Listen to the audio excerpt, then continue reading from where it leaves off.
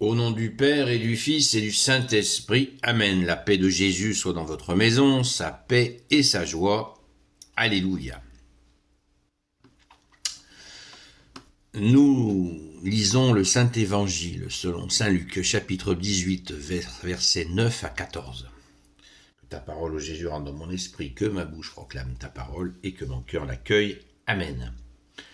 Le pharisien et le publicain, juste et pécheur. Jésus dit cette autre parabole pour certains qui se flattaient d'être des justes et regardaient avec mépris le reste des hommes. 2 hommes étaient montés au temple pour prier, l'un était un pharisien et l'autre un publicain. Le pharisien se tenait debout et il priait ainsi en lui-même. « Ô Dieu, je te rends grâce parce que je ne suis pas comme le reste des hommes, rapace, injuste, adultère ou même comme ce publicain. Je jeûne 2 fois par semaine et je paie la dîme de tous mes revenus. » Le publicain, lui, se tenait à distance et il n'osait pas se lever les yeux vers le ciel, mais il se frappait la poitrine en disant « Ô Dieu, aie pitié du pécheur que je suis. » Je vous le dis, celui-ci était en grâce de Dieu quand il est descendu chez lui, mais pas l'autre. Car celui qui s'élève sera humilié, et celui qui s'humilie sera élevé.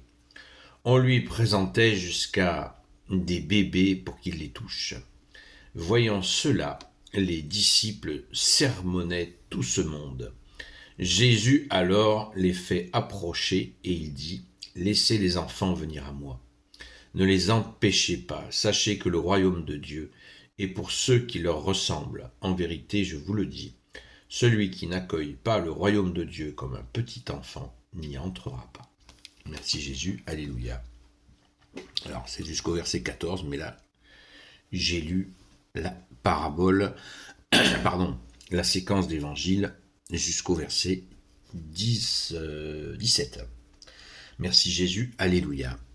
Alors, ce temps est magnifique, c'est une parabole, donc pour ceux qui ne savent pas ce que c'est qu'une parabole, c'est Jésus invente une histoire pour faire comprendre, pour passer un message. Merci Jésus, alléluia, d'avoir ce langage imagé qui est le propre d'authentiques pédagogues, comme tu es le plus grand pédagogue de l'univers. Merci Jésus, notre seul enseignant. C'est un énième épisode de mettre en face d'eux-mêmes les pharisiens qui se sentent, et les maîtres de la loi, pas tous, mais beaucoup, qui se sentent au-dessus du panier, qui se sentent à part.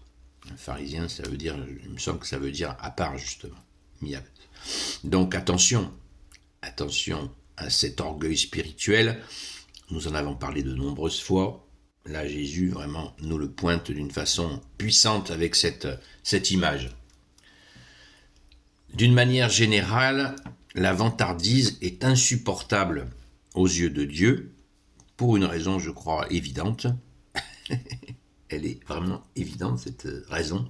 C'est que s'il y en a un qui sait que nous ne pouvons rien faire sans lui, s'il y en a un qui sait que nos succès sont sa grâce, sa miséricorde, son amour, c'est le bon Dieu. C'est Jésus, avec son Père et l'Esprit Saint. C'est ainsi. Il le sait. Et bien sûr, en un clin d'œil, il lit en nous, comme dans un livre, et il sait exactement que les bonnes choses que nous faisons viennent de lui. Alors, sans vanter, ça marche pas, ça plaît pas. Ce qui est logique. Le publicain, lui, s'humilie devant Dieu. N'oubliez pas que dans l'exemple que donne Jésus, ils sont là face au temple, dans le temple, et ils sont dans cette attitude en face à face avec le bon Dieu, d'après la pensée des Hébreux de l'époque. Et le publicain, il faut bien intégrer que le publicain, c'est pour les gens, les Hébreux de l'époque, j'ai bien dit de l'époque, c'est le pire. C'est un collabo. C'est celui qui va récolter les impôts imposés par l'occupant romain. C'est Jésus donne cet exemple pour montrer les gens les plus détestés par la population. Donc le publicain s'humilie et se frappait la poitrine en disant « Ô Dieu, aie pitié du pécheur que je suis ». Voilà, il regrette. Et Jésus va même jusqu'à préciser que chacun de ces deux personnages, quand il rentrera chez lui, l'un sera justifié et l'autre non. Donc c'est exactement cette question de l'humilité dont on parle et reparle et on parle. Et Jésus met vraiment le coup final que l'on doit vraiment retenir. Celui qui s'élève sera rabaissé et celui qui s'abaisse sera élevé. Est-ce que pour autant nous devons nous humilier en toute situation vis-à-vis de tous les humains, quoi qu'il se passe? Certainement pas. Ne tombons pas dans le système Calimero. Là, il s'agit d'un acte en présence de Dieu, soit de coups de menton. Regarde mon Dieu, je suis quelqu'un de bien. Et l'autre qui dit, non, regarde, oh mon Dieu, je suis pécheur. Je suis vraiment pas terrible. Je suis pécheur. Et donc, du coup, est-ce qu'on doit avoir cette attitude avec les hommes? Certainement pas. Certainement pas. Jésus nous dit de tendre l'autre joue, certes, mais nous n'avons que deux joues. Quand Jésus nous dit de tendre l'autre joue, c'est simplement pour dire à la personne qui nous agresse, de lui dire non, on ne fait pas de surenchère de violence. On dit oh, ça va nous mener où ça? Laisse tomber, la violence, ça mène nulle part, qu'elle soit verbale, puis encore plus physique. Donc, ne fais pas ça. C'est un avertissement. Et puis après, si la violence se maintient, ben là, on se défend. Évidemment, c'est un devoir. Donc, si quelqu'un nous met dans une situation qui est dangereuse pour nous, eh bien, on lui explique. C'est ça, tendre l'autre joue. C'est-à-dire, voilà, cette situation, elle va être impossible. Donc, n'allons pas dans cette violence à laquelle tu veux m'inviter. C'est ça, tendre l'autre joue. Et après, on se défend, on se laisse pas faire. Évidemment. Donc, s'humilier, c'est bien en face de Jésus, bien sûr, mais pas en face des hommes. Jésus ne veut pas que l'on fasse ça, puisque Jésus passe la plupart de son temps à nous relever quand nous sommes tombés, quand nous sommes écrasés. Donc ne nous laissons pas écraser, évidemment. Il faut agir. Merci Jésus de nous en donner la force. C'est bien sûr que Jésus ne demande qu'à ce que nous lui demandions la force de ne pas nous laisser écraser.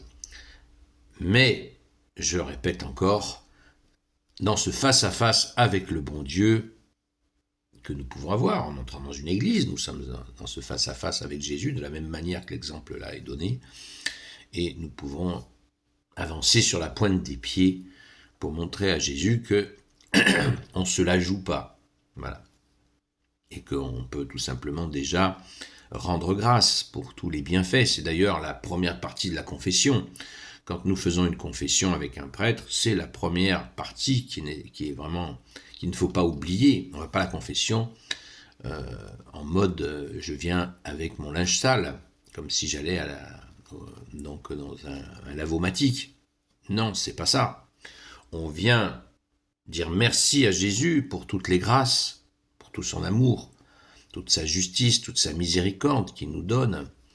Ensuite, dans un deuxième temps, on va dire, oui, là, on fait ce que fait ce publicain. Je suis pécheur, j'ai merdé sur tel et tel sujet, pardon Jésus. Voilà, mais on n'oublie pas de remercier. C'est très très important. Et puis la partie suivante, le prêtre va nous donner un conseil pour essayer de comprendre ce qui nous arrive et le pardon. Quatrième temps, le pardon. Merci Jésus, alléluia. Donc soyons attentifs à placer l'humiliation, de s'humilier, de s'amender face à Jésus, mais non pas face aux hommes. Ce qui n'empêche pas, bien sûr, quand on a déconné avec quelqu'un, on peut aller le voir et lui dire qu'on regrette notre attitude, voire même demander pardon à la personne, sauf, je vais y arriver, sauf des cas où si la démarche de demande de pardon pourrait repartir dans un cycle de tension. Ça arrive, il y a des gens, de nous revoir si nous avons fait des erreurs, ça va repartir en vrille, donc ça, il vaut mieux demander pardon à Jésus directement ou de demander pardon à Jésus pendant la messe et bien sûr d'aller à une confession si cela est vraiment prégnant, nécessaire. Très important. Vous voyez, on voit que tout est discernement.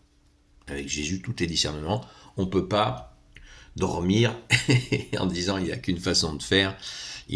Jésus veut que nous réfléchissions et c'est du bonheur. C'est du bonheur parce que cela montre que nous sommes considérés, qu'il nous a été donné, nous avons été créés avec une intelligence, un cœur, une intelligence. Le cœur ne doit pas fonctionner sans notre intelligence et notre intelligence ne doit pas fonctionner sans notre cœur. Amour et vérité, il n'y a pas d'amour sans vérité, il n'y a pas de vérité sans amour, c'est clair, c'est net. Et par-dessus le marché, Jésus qui nous a donné la foi soulève notre intelligence, comme l'a dit le saint Thomas d'Aquin. Il a dit, et c'est une très très belle parole, la foi soulève l'intelligence. Donc faisons-la fonctionner exactement comme les apôtres l'ont fait eux-mêmes. Alléluia. Malgré qu'on ne se prend pas pour des apôtres, bien évidemment. Ensuite, sur la question de l'accueil de l'enfant, c'est extraordinaire, c'est une répétition, on voit bien. Même des bébés, on va rester sur cette note d'espoir, on lui présentait jusqu'à des bébés pour qu'il les touche. Vous voyez, encore ceux qui s'opposent au baptême des enfants. Je crois qu'ils n'ont pas compris cette chose fondamentale qui est ce bonheur pour des parents de présenter, de baptiser, faire baptiser leurs enfants. Alléluia, je ne dis pas faire baptiser. La présentation, ça c'était dans l'Ancien Testament. Jésus baptise aussi les bébés parce que c'est une âme. Un enfant a une âme. Même s'il est dans un petit corps pour un petit temps, c'est une âme, une vraie âme entière. C'est pas un morceau d'âme. Donc, rendons grâce les amis. Gloire au Père, au Fils et au Saint-Esprit, maintenant et toujours, et pour l'éternité. Amen. Ô Jésus, toi qui peux tout et qui porte tout, toi le Sauveur, toi l'Emmanuel, je te confie toutes celles et ceux qui regarderont cette vidéo, ainsi que leurs proches, selon ta seule volonté, ô Jésus, Sainte Marie, Reine des cieux, toi l'Immaculée Conception, toi qui écrases le serpent, toi qui as la lune sous tes pas, toi notre Mère, Notre-Dame, Saint Joseph, toi le juste et le saint, toi le sage, toi la terreur des démons, toi le saint gardien de la Sainte Église catholique et apostolique, Sainte Marie-Madeleine, notre chère Sainte Patronne, et vous, tous les saints et saintes, amis de Jésus, Saint Michel Archange, Saint Gabriel Archange, Saint Raphaël Archange, et vous, tous les anges qui servez Jésus, je vous confie toutes celles et ceux qui regarderont cette vidéo, ainsi que leurs proches, selon ta seule volonté, ô Jésus.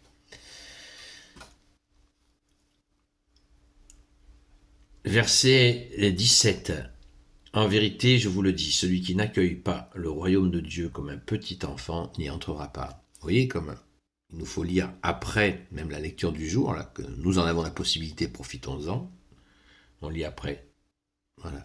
Qui n'accueille pas le royaume des cieux comme un petit enfant.